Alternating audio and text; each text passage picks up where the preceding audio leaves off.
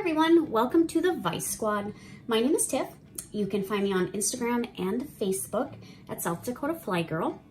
Today on this Vise Squad episode, I'm going to show you all how to tie a pretty simple popper pattern that I use a lot for bass, northern. I've even caught some really big crappie and sunfish on this pattern in the summertime when that water starts heating up, and it's getting about that time for sure. So this is the technical name for it is just it's a salamander pattern. As you can tell, it's green, it's got some legs.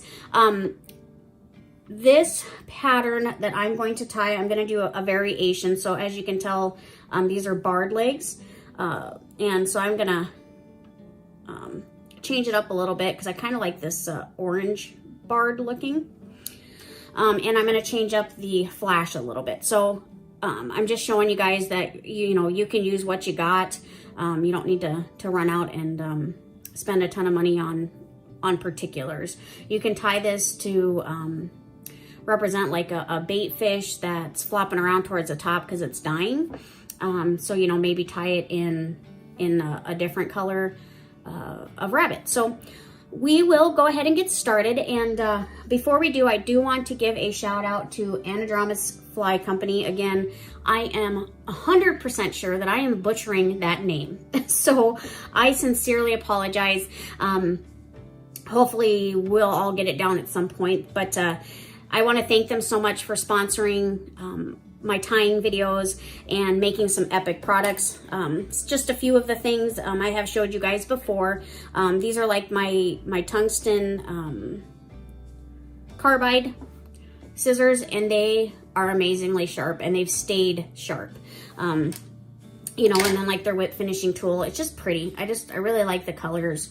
And I know they're tying tools, but it's cool to have, your favorite color. And I definitely have mine. So, and then this is their bullet bobbin. And yeah, I've just been really impressed with their products. I'm going to get this reset up here. We are going to do a giveaway here pretty soon, and I will do, sorry, I'm reloading my bobbin, but we will, I'll be doing a review on this stuff. I want to show you guys some of the other products that they make.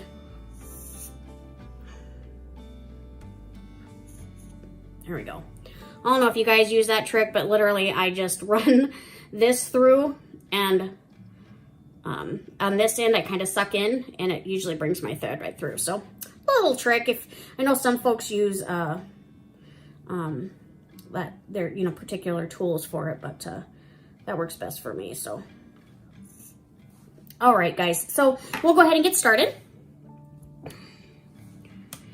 In the vise, close out a little bit, we are just putting in, this is a PR351 Light Predator hook by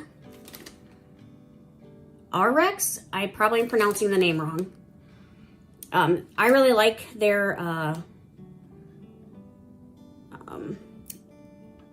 stuff. It's super sturdy, and this one is barbless. So I am all about the barbless when I can. All right, so you want to make sure that's really sturdy in there because we are going to be cranking down on it. You don't want the thing flinging out because it happens to me all the time. So our first material we're going to put on is our thread, and I'm just using 140 of veevus. We'll just start at the front. It doesn't have to be perfectly wrapped because we'll be putting materials on this. I stop right where the hook begins. Cut that off. And then our next material is going to be black barred rabbit fur in chartreuse. Now, you can tie these in, this is like the regular width, and I've talked about this before. This is like the regular width. This fly was tied with a Magnum strip, so you can see it's quite a bit thicker.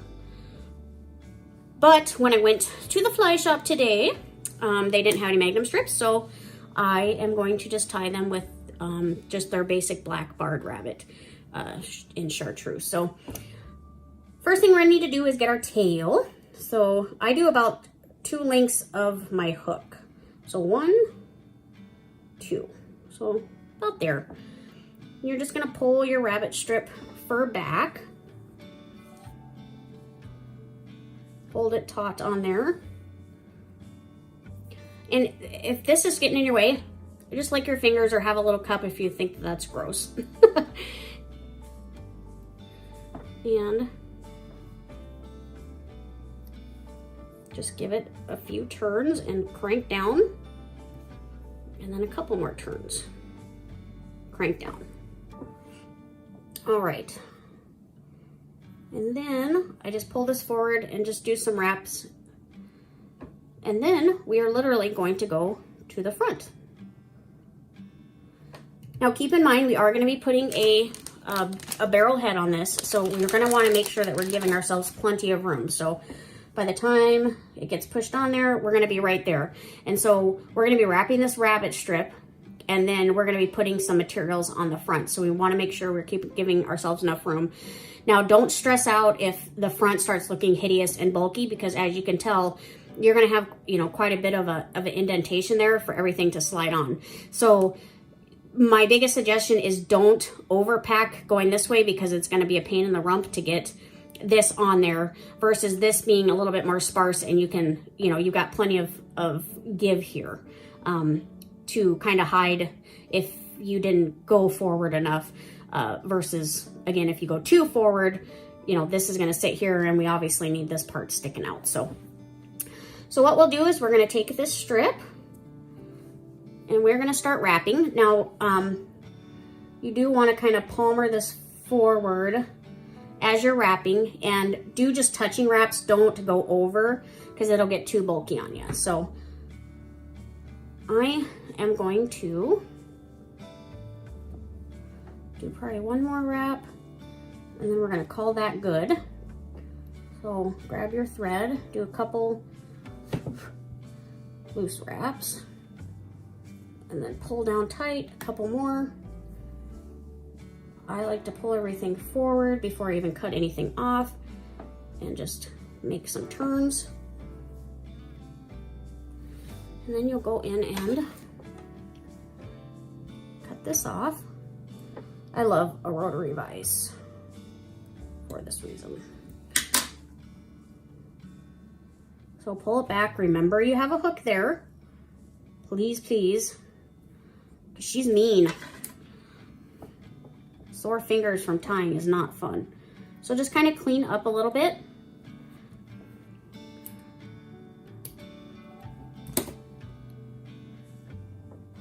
And then just crank down. And there's our body.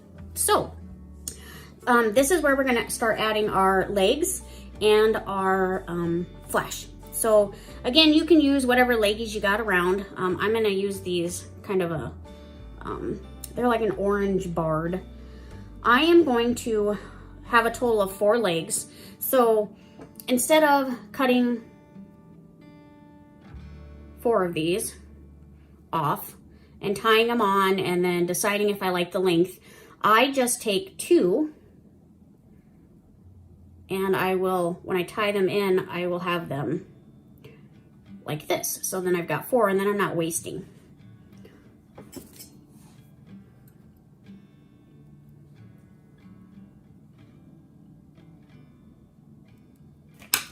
Okay, so I've cut 2 off, and just a little trick is to run it right under your thread and get it right on top. I mean, it's really that easy versus trying to hold it and tie it.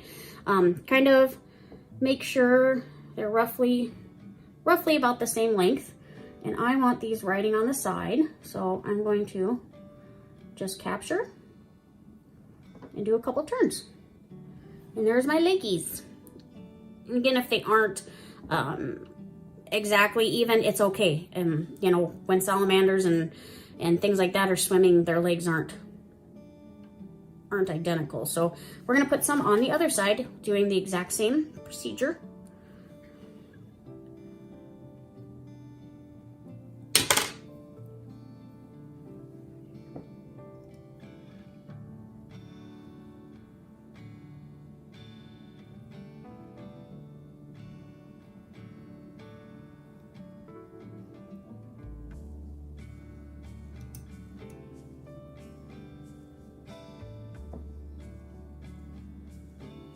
Okay, and then we're gonna pull these all back. Again, remember you got that hook there.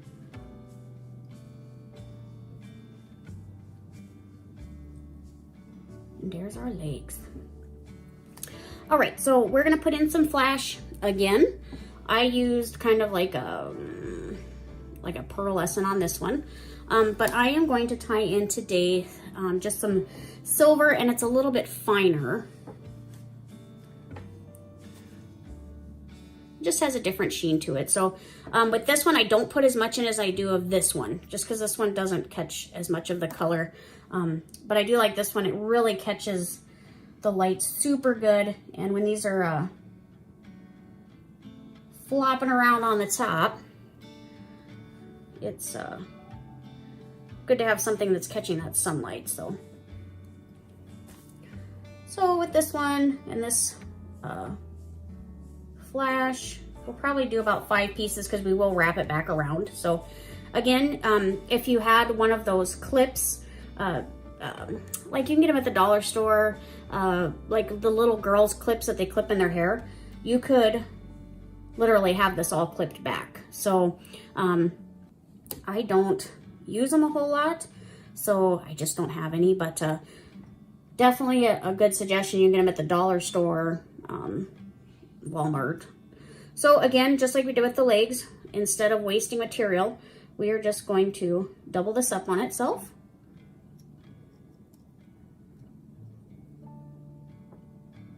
Pull everything back and wrap everything down. I'm gonna make a little bit of a taper there because the last material we'll be putting on is some saddle hackle. So as you can see, they're a little bit long, so we'll just go in real quick and we'll trim it down. Right about there. Perfect. All right, guys, so we're honestly getting pretty close to this fly being done. So the next thing we're going to put in is some saddle hackle. And you could use black, depending on what colors you're using. It just gives it a little bit more body towards the front. So yeah, I'm using the Chartreuse. I like it because it's a little bit more webby to me, and it kind of like you can use Rooster or you can use like Schlappen. I do like Schlappen, and hopefully I'm pronouncing that right, but because it does keep its integrity in the water. So just find a piece that you like. And we're going to be tying from this end because we want that thicker, as you can see here. So we're going to cut off all this fuzzies because we don't really want that.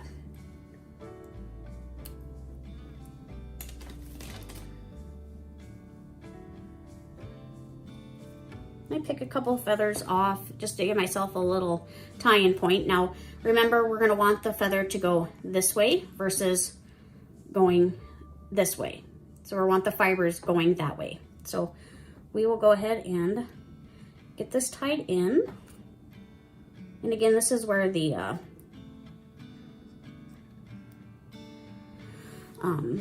baby clips would be beneficial, like the little girl's hair's clips. So we're just gonna capture this, and I'm kind of doing it towards here because I'm gonna wrap it back. Like so, because I really don't want that to slide on me. So then wrap it back forward. I'm gonna adjust this a little bit so it's angling more up. There we go. Okay, so a little trick, you can take your scissors, because we want all this fibers to go back. Take your scissors and kind of run it along this edge, and it kind of breaks up the fibers a little bit, so that as you're wrapping it, it will palmer back better. So we'll get this started here. Just kind of keep your ladies out of the way. And then start palmering it back. You can make this as sparse or as dense as you would like it. It's just a, essentially just a head for right behind our popper material. So I kind of like it a little crazy. All right, so I like that about there. And a little wrap here. Don't stress too much if you capture some of the feathers. Before I cut this off, I like to bring everything back. Remember your hook.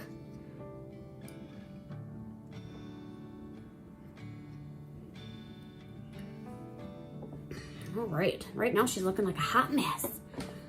We'll go in and capture this.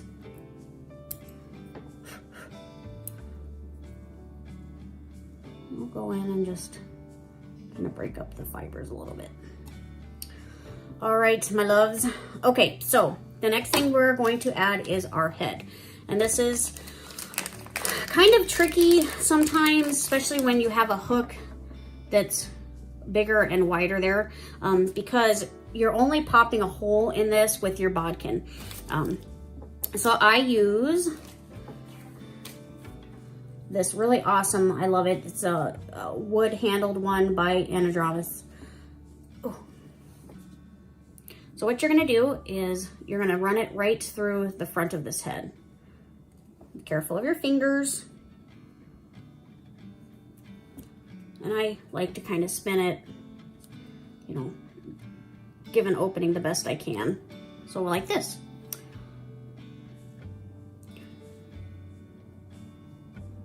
And don't worry about mushing these. As you can see, I am mushing it and it's keeping its integrity. So you are gonna have to really crank down on it. So I am going to put some just regular old super glue. You can use hard as nails, or you just want something that's going to keep it there. So we are gonna go ahead and whip finish this because I don't need this thread anymore.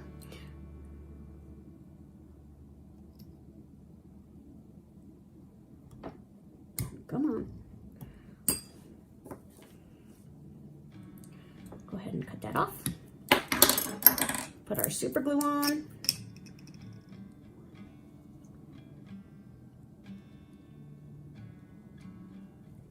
This is just to keep the head in place. Okay, so we're gonna take the head that we've made a hole in, and now it's gonna look like we're wrestling this thing. So you just really have to push it on.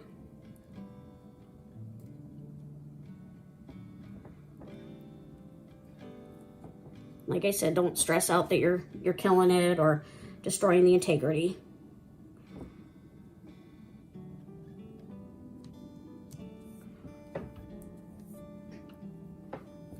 And there we go. Okay, so some guys or gals will run thread at the front and then whip finish it to kind of keep it on, but honestly with that super glue, it doesn't go nowhere.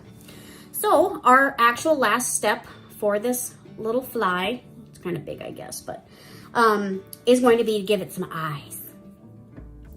If you don't want to invest in eyes, you can use a permanent marker in different colors. But I kind of like, you know, the realism of the eyes, so.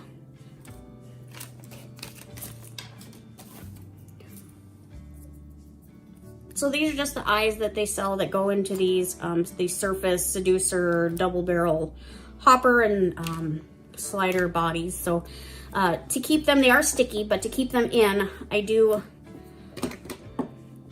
put a little bit of head cement in there.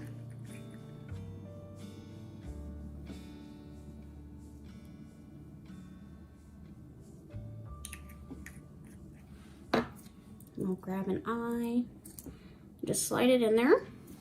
And as you can see, it's kind of hanging there right now. So what I do is I take my bodkin and I just use it to slide it in.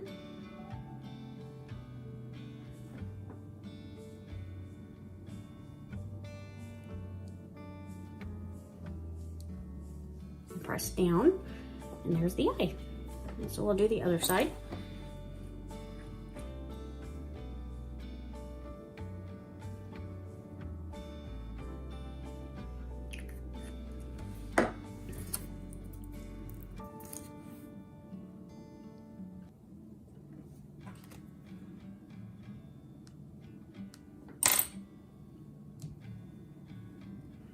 And there you guys go.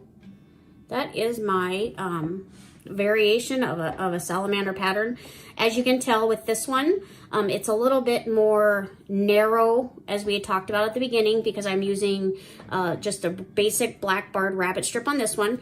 If you want a more bulky one, definitely get the Magnum strips, because as you can tell, just a little bit smaller, not as thick, but it's just as effective. I've never had a fish come up and say, that is not a Magnum.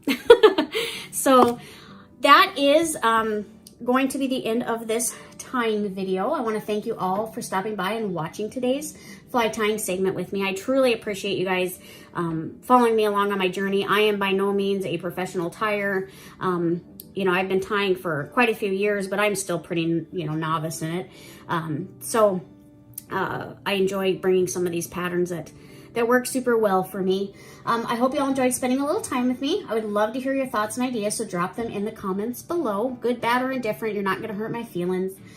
Please give this video a like, and if you don't already subscribe, I don't know what you're waiting for. Please hit that subscribe button now, and don't forget to smash the reminder bell so you're one of the first to see when our new tying segments do come out. If you're in the market for some gear, make sure to head on over to fishingandoutdoors.ca for my Canadian friends, and fishingandoutdoors.net for my US friends. I'll be back to hang out with you guys and gals every Sunday with a new fly tying segment. But in the meantime, you can also check out my fellow fly tyer, Ryan. He's always tying up such amazing patterns. I will say it every time that I do one of these videos. I hope to get to the magnitude of his tying skills. So if you guys are watching this and are thinking, hey, this would be kind of fun to just share some patterns with my fellow fly fishermen, by all means drop a comment, or you can send me a message on Facebook or Instagram. Again, it's South Dakota Fly Girl. And if you're interested in joining the tying squad with us, the Vise Squad, by all means send me a message, and I'll get you to the right folks, and we can go from there. So thank you all very much again. I'll see you next week. Tight lines, my friends.